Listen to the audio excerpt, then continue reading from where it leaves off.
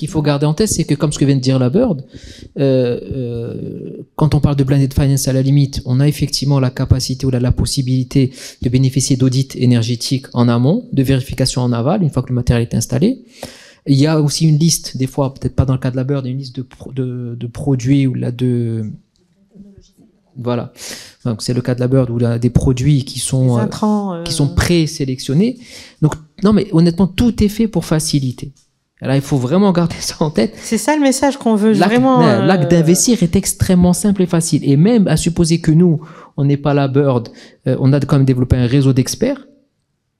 On est en train d'ailleurs de travailler sur ces sujets-là, plus globalement sur l'expertise aux entreprises. D'ailleurs, on en parlait tout à l'heure avec la Bird cet après-midi. Donc, comment élargir aussi ces aspects-là, sur ne serait-ce qu'aller sur un principe d'audit énergétique en amont. Donc, véritablement, aujourd'hui, moi, ce que j'ai envie de dire, c'est que le secteur bancaire est à la recherche ou là est en demande de bons projets.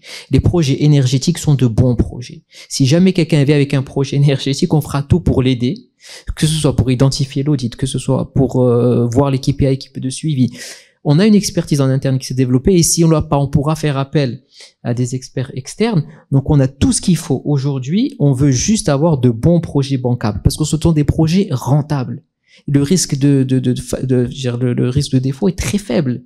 Et d'ailleurs, encore un autre truc, c'est qu'aujourd'hui, on a développé des fonds d'investissement au sein même de notre banque d'affaires et des collègues, donc qui sont présents aussi ici, mènent des enquêtes sur des cibles d'investissement pour faire des audits, que ce soit surtout QSE, mais pour voir, mais aussi des audits énergétiques pour voir quelle est la capacité de cette entreprise en termes de ESG et si on veut investir dedans ou pas. Donc vraiment, l'acte d'investir est un acte qui est vraiment facilité. Il faut surtout que l'entreprise marocaine ait un projet intéressant à financer.